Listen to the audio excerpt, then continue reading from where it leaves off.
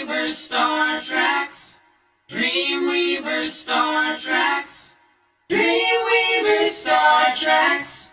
DreamWeavers StarTrax. DreamWeavers StarTrax. DreamWeavers StarTrax.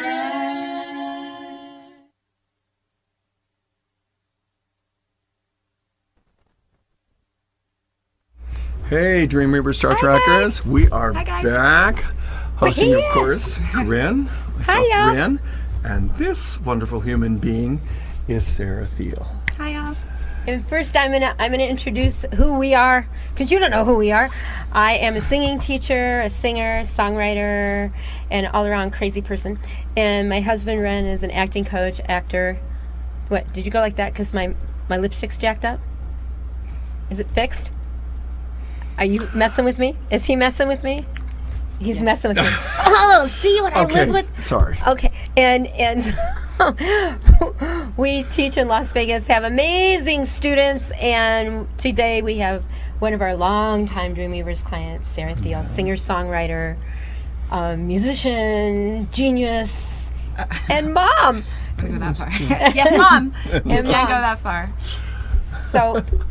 So, some of the things we're going to talk about is one of the things we've been noticing on the show is those who seem to stay in the business seem to have an interesting point where they start in life. And yours being so involved with music, what was the first things that happened and how old were you? we know the answers because we know her parents. Yeah, this is true. But you don't know. That's We why don't I'm know. asking. Well, the story that they told me, because I don't remember any of this, was that around 3, 4, I was taking an interest in the family piano in the living room. And so I sort of made my way up there and started finding songs that we listened to around the house that my parents were playing on records. And they said, that's probably not normal. So let's get her some piano lessons. So they took me to some local piano teacher, and she said, yeah, that it's not normal. Not normal. And I started studying with, I think the first teacher was a female, but it was short-lived because they didn't feel like there was the proper connection. And then some 9 piano teachers later, and a city that was a good 40 miles away from where we lived is where I ended up with my first coach around 5. And she's from Flagstaff. So that, right? Yes. Were you in Flagstaff then? Well, we were in Sedona, and then Flagstaff is where my parents traveled to get the piano lessons. And real quickly, I want to tell you a little story that Sarah doesn't remember that her dad told us. The first piano they brought home, she was like 3, 4 years old, and it was her grandfather's. And it was paint splattered and all jacked up. And he came home from work one day, and Sarah was sitting at the piano playing it. And he didn't let her know that he was there. And he was fascinated. And he went up and said, Sarah, what are you doing? And she said, I'm fixing the music. And he said, you didn't know this. And she said, what do you mean fixing the music? And he said, it's all wrong, Daddy, it's all wrong. And what she'd been doing was listening to cartoons. And later on, they found out that Sarah has perfect pitch. So what I'm assuming happened... Explain what that is for those who Perfect may not pitch know. means if you hear a tire squeal, Sarah can tell you what note it's squealed on. Amazing. Without looking at the piano or figuring it out. She hears music as a language. She's got the genome for music, and she is very unique. That's 1 in a million people have it. Yeah. And so what she was doing was listening to the cartoons and putting them in the key. She heard the I've music. never heard this before. So. Yes, this is her dad told me specifically when she was 19. Who was also an artist, too. Yes. Yeah. Yes. So that's, I just wanted to give you foundation. Sarah is unique, born for music. Thank you. So after that, what happened? Yeah. So Louise Hill was my first teacher, and she was a Suzuki methodology teacher. And Suzuki's really special because it focuses on ear training as well as training yourself. It's classical study, so you do learn the technical aspect of playing the instrument, which is everything from how you sit, your posture, which very much matters in how we use our instruments as singers, and how your hands are placed and the way that your fingers move. And the idea is that when you do study and you get to that point where you're starting to explore more prolific pieces that require a lot more, your body's able to manage it. Because if you don't, as an athlete, if you don't learn how to, say, run properly, you're not going to run particularly stretch out and fast, stuff, so- or okay, jump, I got or it. And you hurt same yourself. concept, and you hurt yourself. Which Exactly. you do learn about a lot of instrumentalists having problems with their bodies later on if they don't take the time to warm up and take care of their bodies. It's important. So Suzuki. And we'll hit So, that and in we'll talk segment about 2. the Suzuki method. So it is important to learn all that, because really, if you're starting at 5, you do not want to be an amputee at 8 years old. That's very true. Well, it will give you back. It will give you back problems. No joke. Though. No, that actually would be truthful. Yes. And so you went from Suzuki, being a Suzuki prodigy, which, believe me, that's very, very, very unusual, especially as young as she What was. is that anyway? So let's share that. I The don't know Suzuki. that I would refer to myself as a prodigy in that, but I studied hard and I had really, really great teachers. And what Suzuki is super encouraging about is getting you in the hands of clinicians who've studied with the greatest of the great. And so you have Dr. Suzuki, who basically wrote the methodology and worked hand in hand with this absolutely amazing teacher, Mitsuka Kataoka, and he trained her. And then she went and trained her little seeds out in the world, and there's not a ton of them, but you get the opportunity to study with these clinicians if you get to a certain level, and that's I did have the opportunity to do that. Yeah. And by the way, her mother is now SarahThiele is now one of those Suzuki piano teachers. Yeah. Well, she's studying to take over. Yeah, to take over. Wow. So just if you guys want piano lessons, hit us up. We'll hook you up. Mom! And that is a thought for those and the parents, if you're watching out there. If you can, and of course in remote areas, that's why we kind of tell you some of the ideas, because you may not have that information. Teachers are essential. You do want to take your time, and it isn't always the one that everyone says to go to, and it may not be the person. Well, they did a concert once, or you really need to look and make sure, because the difference between doing and teaching are phenomenally no doubt. different. And Laura teaches on Skype, as we do. Yeah. So let's get real quick. We don't have a lot of time left, but let's get. You went from studying Suzuki, going to college. Well, one of my clinicians with Suzuki training was a professor at NAU, so I went to study with him. And then I went to a summer school in Idlewild in California, which is a music school. Idlewild, guys, look it up. It's huge. So they grabbed me, and I went to school there, and I did my postgraduate year there, and then I came to UNLV to study under Carol Stivers and Dr. Jensen, which was amazing, theory and classical piano how cool is and that? composition. And then when I landed in Las Vegas, I ended up finding myself doing what I wanted to do for a living, which was writing music and performing live. And so that, I'm sure we'll talk more about that. More but about that's that, yeah. basically where I am. And you can see her at the Mirage on Tuesdays and Wednesdays. Tuesday nights at Tuesday the nights Mirage at at the Parlor Lounge, and that's 8 to midnight. It's this really cool little whiskey bar, and it's a good listening room, and we have good sound, and it's on a live acoustic grand. And then residency on Friday nights at Aliante, which is from 6 to 9 p.m. inside of Market. And so also amazing. It's beautiful. And so we're going to talk more about that history in segment 2, because we didn't get close to what she's done, and I think it's really important for you guys to understand. And we're also going to talk about her voice. We're going to talk about, because she did some work scoring for your own self, but how do you take your song and turn it into TV if they want your song? And we'll be talking about that in take 3 at that point. And we'll also be talking about the journey from Sarah losing her voice to back to vocal That's health. take 2. And that's going to be really important. Yeah. But I think we have an audience Producer, question. bringing a question in. Hello. Hi guys. Hi. This is Desiree, everybody. Hi, Des. So I have a question from Monty. Monty would like to know, do you only perform locally? Have you ventured out of the United States, and do you have any plans to perform in any other countries? Cool. So, great question. Right now, I'm predominantly performing locally, but that is because I have a ties to a little 6-month-old girl at home. She's so cute, Lana. Yeah. So for now, I don't have any plans to perform outside of Las Vegas for the next, say, 6 months. But I am actually currently booking a tour for Germany. So I didn't even know that. You didn't tell me. yeah, well, we've been talking about it for a while, but we're looking at 2017. Ooh. They have a really beautiful touring community for singer-songwriters from the U.S., and they're very into female artists, so I am all of those things. And I am you also are. German. Sprechen Thiele, Sie so- Yes. Or Thiele, rather. Okay. I didn't even know that, because he's German too. Did I answer that? German. Thank you for the question. Thank you. How cool. Thank you.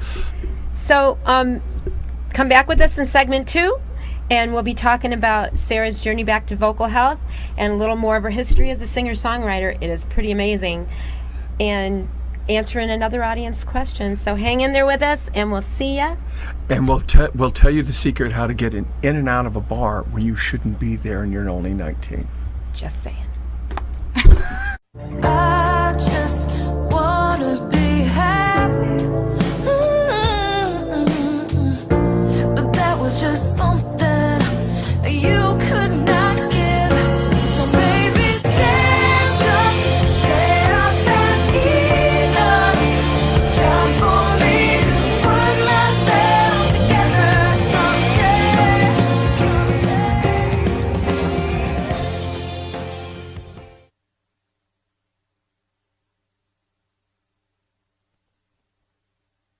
Hi, everybody. Welcome back to DreamWeavers StarTrax. You know, DreamWeavers run on imagination, helping the world one artist, one story at a time. And we have an amazing storyteller with us, Miss SarahThiele, singer, songwriter, musician, genius, my baby. I love her so much. And we're going to talk about all kinds of cool stuff. First, we're going to talk about the rest of her history, because there was way too much to just get in segment one, and we're going to zap through that. So when you finally started gigging in Las Vegas, and Ren told you we were going to do this, you were 19. Yeah.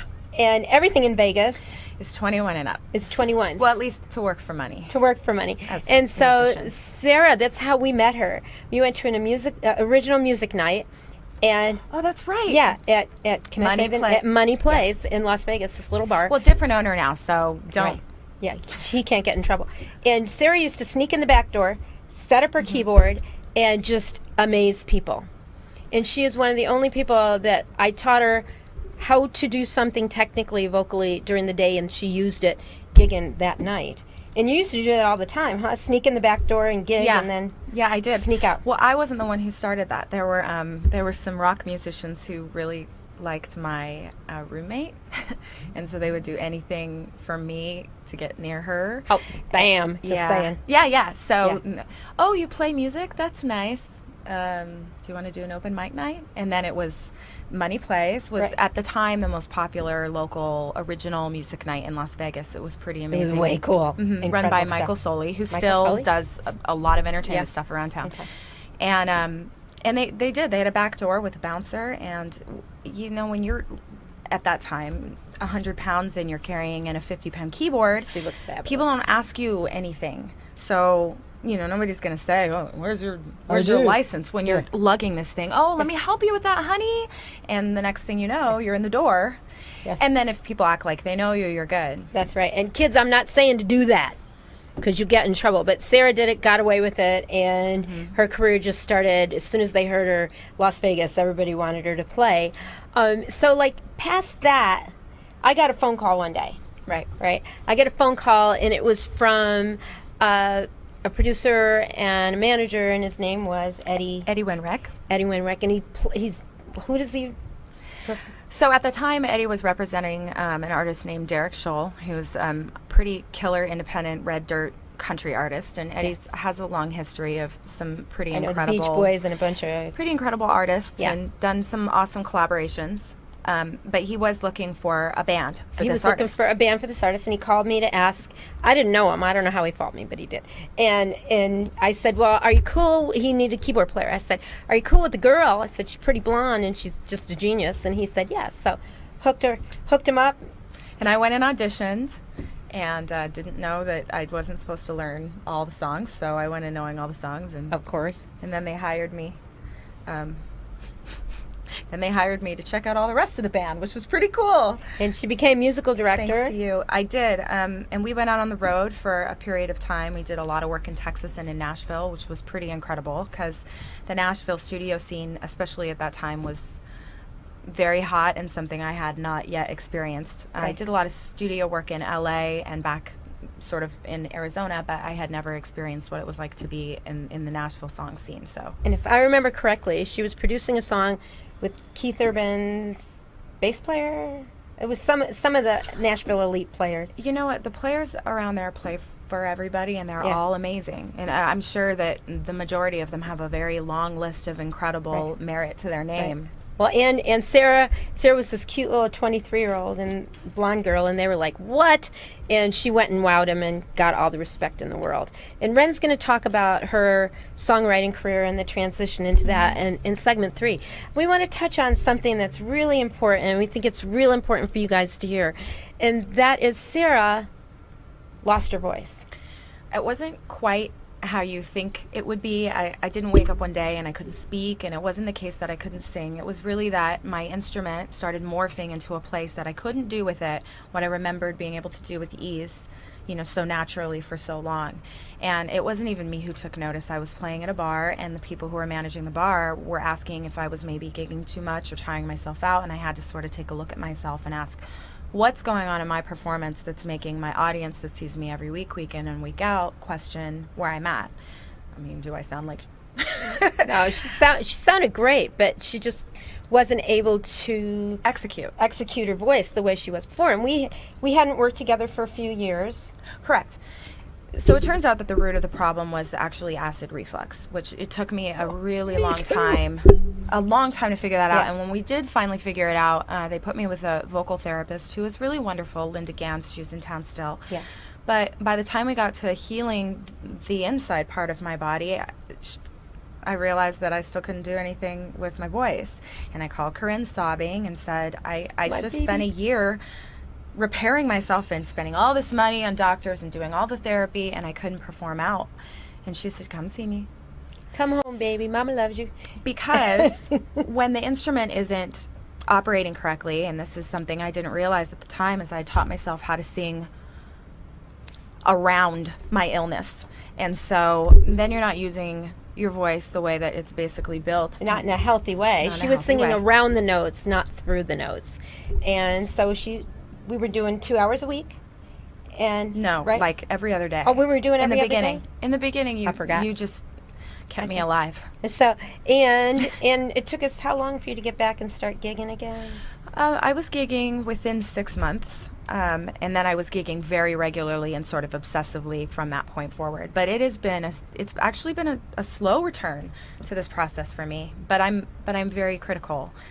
Believe me, but she's amazing, and she's disciplined. She would practice all the time, and we were doing vocal therapy on her, which repairs, fatigue, damage, or sick instruments, voices. And Sarah just took it to the nth degree and did an amazing job. Now she was great before, but I know we're getting low on time, but I want to say that vocal therapy and vocal lessons are two completely different things. Separate things. And Corinne is able to guide, I have to ding ding ring your bell, because Corinne is able to guide her students to understand how to go about finding that place with your instrument that you can work it. We don't always recognize what we need to do by hearing it or by feeling it. Some people operate by a combination of the two, and I was a tricky subject. So thank you. I love you, Sarah. I love you. She's my baby girl. Well, I couldn't ask for a more amazing family member and friend and student, and she humbles me. This is just a love fest in here. It is a love fest. I think we have another audience question, Miss Sarah. Awesome. But you guys, call me if you have a problem. I'll help you fix it. She will. She's not kidding. Okay, I have a question from Gabby. She's in Washington, D.C., and she wants to know, did you have any challenges as a woman getting into the music industry, and how did you overcome it? Cool. My I love this favorite question. My favorite. Get 'em, Sarah. Nobody else has attacked it the way you're gonna. The big answer to that is no. No, I did not have problems in this business as a woman, but that's because I don't believe in those problems. I think that when you go into a situation knowing who you are, and I believe that if you come in knowing what your skill set is, you can stop worrying about how people perceive you. For everything from your sex, the color of your skin, the clothes you wear, your orientation, it all sort of disappears if you can say to that person, look, I know what I'm bringing, and I will do it. And they believe you, but you have to believe yourself, and you have to do the work first. I certainly don't walk into any room not knowing what I'm doing and act like an egomaniac. You don't do that.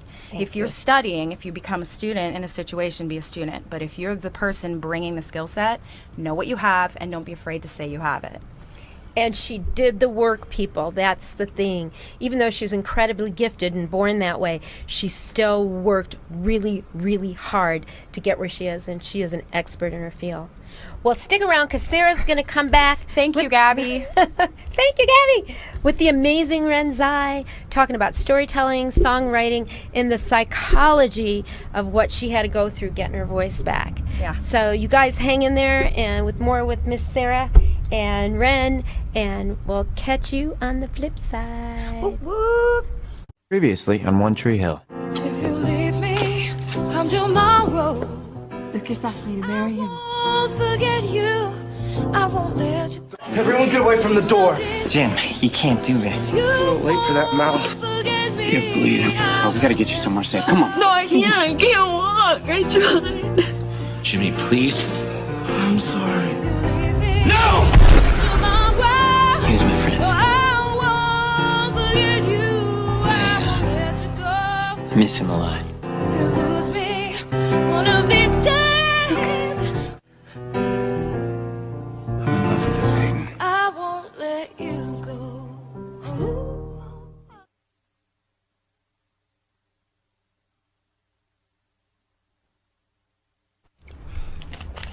Hi, we are back, and we're back with Miss Sarah, and we're going to talk about some of the fun things, because the whole thing is you can train your body to do a zillion things, but the thing that really starts the whole process off is how do we think? Right.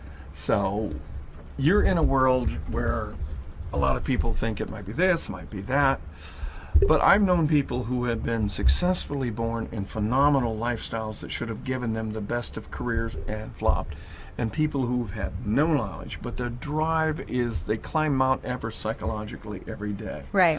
Let's talk to them a little bit about what are some of the things you got to do in your head and stuff to keep this going, because there's highs and lows and attitudes and everything. Right. Well, particularly the last couple years for me, as Corinne and I were discussing in the last segment, having issues with my vocal instrument Okay, yeah. changed what I was capable of doing in actual professional terms for a period of time, where I was not able to go out and execute being an actual live singer myself, or I just didn't feel that I wanted to show that side of myself because I didn't love where my instrument was. Okay. So for me, I sort of reverted to some of the other things that I do that I can make money at, which was being a pianist and being a songwriter and working on arrangements or compositions and doing studio work for people and just leaving the voice for our private studies when we had the opportunity to study. And then I knew that when it came back, and Corinne put that one in my head using the word when instead of if. Yeah. But I knew that when that came back, I could get back to it. But for the time being, instead of just quitting what I did, I figured I could polish the other skill sets. And I think that comes from years of study, the Suzuki. Right. That training, and it wasn't just, obviously you can go into any methodology and get something wonderful out of it, or maybe not get something out of it at all. I came from parents who were incredibly supportive, and anything that I wanted to take from something, they just wanted me to get something out of it. Something, whatever that was. And they paid pretty close attention to what was going on in terms of, in terms of what our studies were giving to us. But the Suzuki training definitely gave me confidence to move up into my new career. And then when I lost my voice, you follow that up into the next stage. And I think one of the things we're going to note here is that was one of the amazing things I felt very lucky at, considering I was never the musician of you and the others that I actually sat in class with when I went to music school. But as she stated, not just a singer, well, okay, what can I do? I can play keyboards, I can write, I can orchestrate for other people, I can do jingles. I mean, musicianship is a strong part of it, and the more you add it in, and some people say and it comes from some of the Blues Society and stuff. Okay, well, as long as you got a great ear, and that's true, a great ear is phenomenal. An educated person who doesn't have a great ear, ergo myself and much earlier my music, it doesn't work out so well. But what is really phenomenal, add education to that ear, and there's just nothing you can't do. And that's what just is so amazing, the magic of music in the sense. So one of the things I'd like to talk with here a little bit is, because we're thinking songs, concerts, fun. But as we saw in the beginning of the commercial there with the CW, One Street Hill?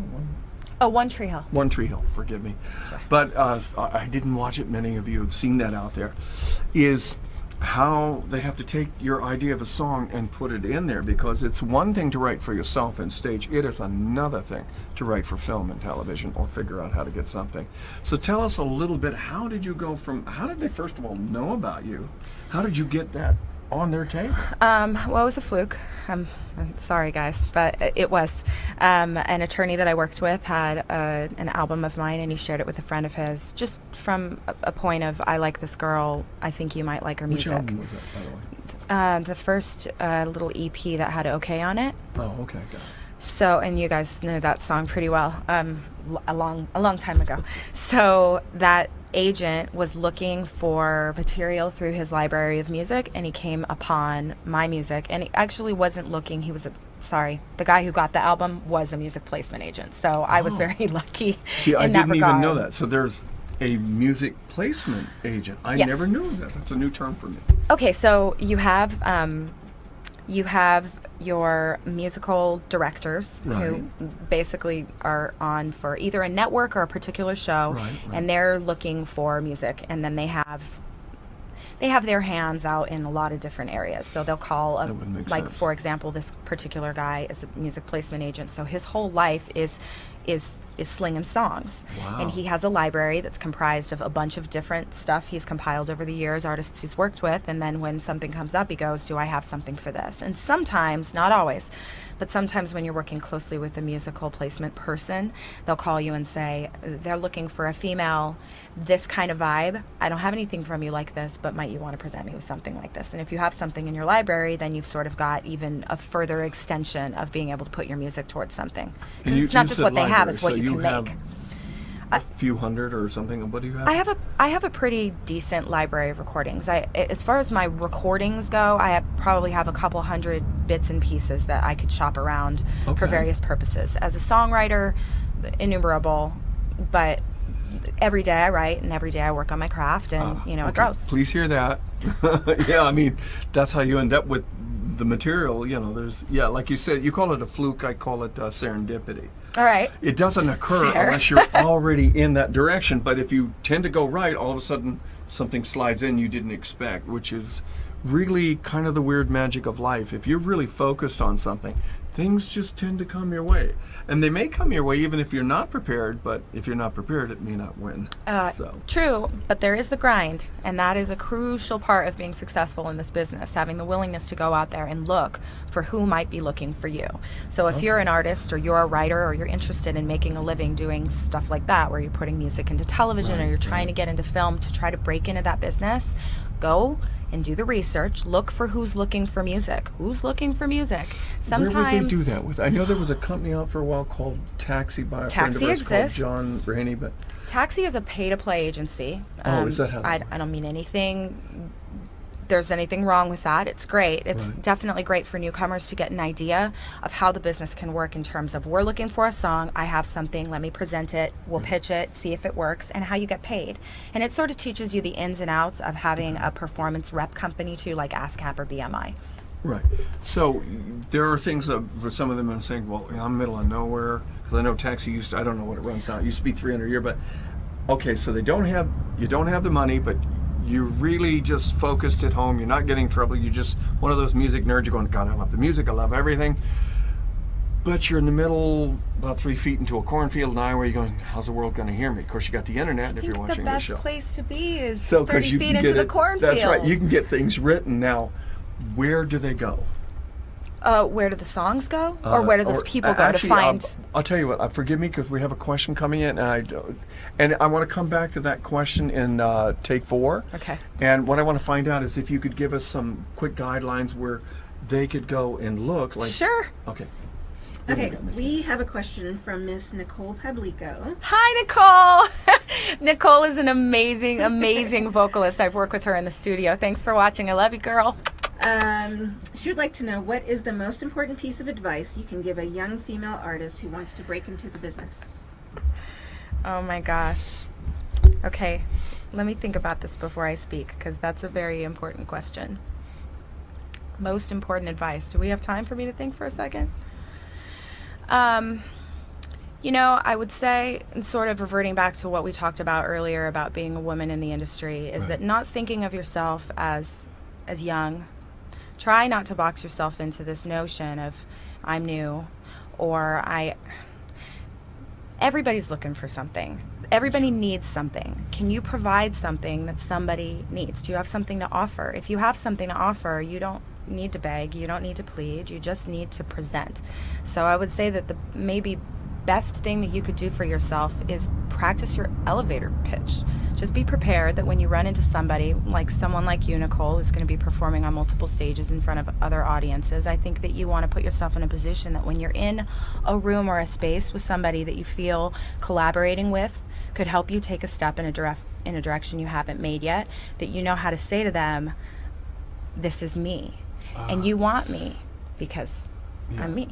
And the thing I like about it real quick is she did the work where she actually goes out there and she's looking for the people who are looking for her. That's good. All right, we'll catch you on the flip side. Next up, your questions. Thanks, guys.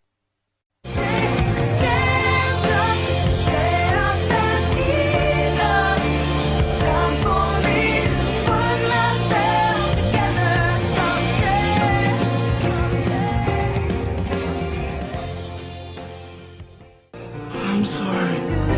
No! He's my friend. I miss him a lot.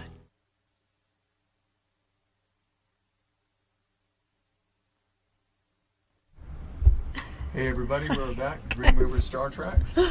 Host Corinne and Ryan. And as we were hearing earlier, we also have Des and Miss SarahThiele, who will be answering some of your more unique questions that we see coming in. So, Can I say something? Because on the last segment, we had an awesome question come in from Nicole Publico, and I commented about how amazing this girl was, but that was her mom, Nicole.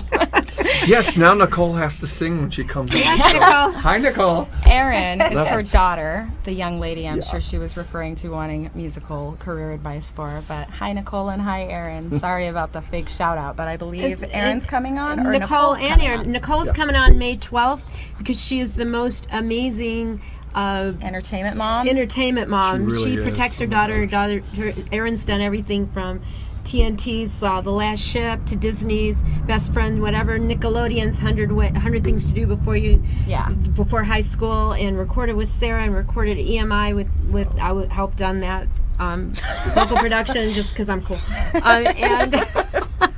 And so anyway, Erin's coming on May 19th, so tune in. Yes, tune in. All right. Okay, and now Miss Desiree, our producer, has questions. Alrighty. So Rita from New Jersey would like to know, as a woman, how do you handle the stress of the music industry? We're getting a lot of these as a woman questions. How does anybody handle the stress of the music industry? Same as you handle the stress of anything, I imagine. You have to have balance in your life. I personally, I go to the gym, I go to the park, I read, I do life things that have nothing to do with music whatsoever, because that is how I exist. I love music, and we have a tendency, especially songwriters and artists, singers, tend to be a little self-absorbed, and we err on the arrogant side. And if you want to have friends and family, you got to know that about yourself and find ways to sort of put that in check. So, I think that balance. I say balance. That's the B word. I've worked on that for decades. I'm going to add a little addendum to that, because I understand that, and that is incredibly humble, and it is a part self-absorbed, but it is also, when you love what you do, your focus is so deep, like a kid, that if you walk in the room, they don't see you. So it's what they're focused on. So some of you know it's not going to be self-absorption, but you do have to balance that and walk away from that in order to remember you're in a world with people. Because sometimes, as I know all too well, and we'll tell you one day why I jumped out of a car at 17 months old, because I was so focused I forgot I was in one. Another day. And also I want to say, just that's a whole story, you guys. It's a true You're not one. really allowed to say that and then not explain it. So maybe you have to type that into the website. But That's a good idea. Also, your motivation really helps with that. Is why you're doing it. You become really what they say. Focus. Self-absorbed. If you are doing it for your ego and just to make you feel good.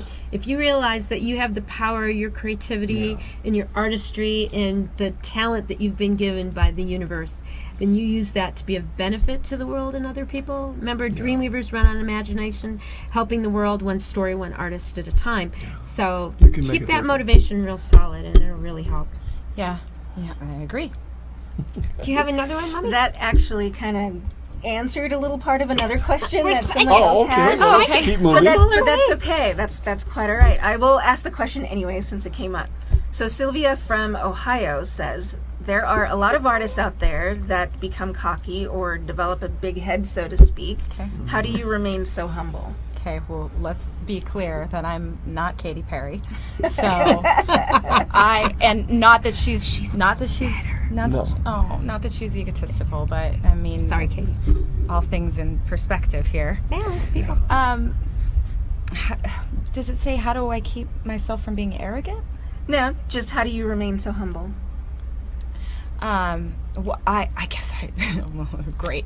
That's the trigger. I was going to say, I guess I don't really see it that way. It's remaining humble because I'm busy. What we were talking about with focus is you sort of keeping your eyes on what it is that you're interested in, and you don't necessarily have the time to become, to try to get something else out of it, because how many goals are you going to go after at once? You want the goal of everybody knowing you and wanting to know you and being around you and you being the shit? Or you want the goal of actually achieving something with what you're doing? And I think I'm a little busy working to be concerned about that. Now, that said, my husband will tell you that they keep me in check, that they have to keep me in check. The stress we were talking about earlier and the idea of having that humility, it's good living with somebody who's balanced and understands what it's like to be with an artist. Yeah, and Mike's not in the industry. No, and there's another simple, although he is great, simple answer. And if you remember this, those of you who are starting, you know how to remain humble. Remember, your job is to serve an audience and quit making it about you. And then you get to do what you love. The world gets better, and you don't get so caught up that you forget there's a world watching you. But can you be a student?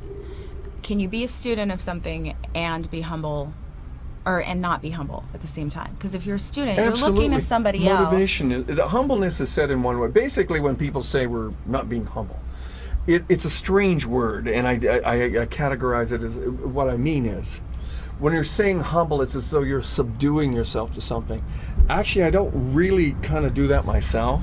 I get very focused, but I have something I have learned working in this industry since 1970 that has helped tons of my students from being the easiest people to work with, and that is, whether you're writing a story, singing a story, or performing a story, that story must serve an audience, and I have trained myself since 19 years old when I was first taught that.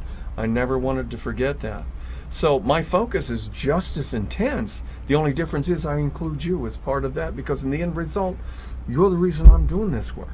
Responsibility. I like it. That would be it. Yeah. And unfortunately, as Mom, she knows. I love Bean. We love you. We haven't met yet. And also, a little part of that is that not all students, and I know this is the teacher very well, will empty their cup to learn. They come in with their cup full. Absolutely. But the type of student you are, because she's an amazing student, she comes in with, okay, I'm ready to learn, and I'm not going to tell you what you have to teach me. You know, I trust you as a teacher, and I am going to put myself in your hands. Now, having said that, you have to make sure that you have a teacher, number one, that is very skilled at what they do. Yes. And number two, cares about you. Yeah. Your interests matter. That is important. And you can Skype. Remember, in this day and age, if you can see this show, you can reach out to great teachers. And that's a simple fact. You really can. And there's a lot of cool stuff you can do in the world here. And have fun while you're doing it. So this is the fun part of what we do. So what else We have time for one more question. Yes, we do. D from Texas wants to know, what has been your most memorable performance? Oh my gosh, that's so not fair. Can you talk about something else so I can think about it? So she's going to think on that performance. So what we're going to do is talk about what do we not do. Actually, She's got it. There, see? We're right back. See? It wasn't my performance, though. Okay. What was the most amazing When I was really little, so I also do some new age, that's what they classify it as, style improvisational piano. And one of the greatest artists that is still a skilled improvisational pianist is named Keith Jarrett. And one night in Sedona, down at this Oak Creek Owl, which was like this local bar, they had this amazing piano. My dad knew, because my dad's an artist, my dad knew some people that were down there, and they called him and said, "You're going to trip out Keith Jarrett, who we know you're a fan of. He's down here and he wanted to play on a piano. He's visiting in Sedona." And so the owner let him stay there, and they basically locked the doors. There's Serendipity. nobody there.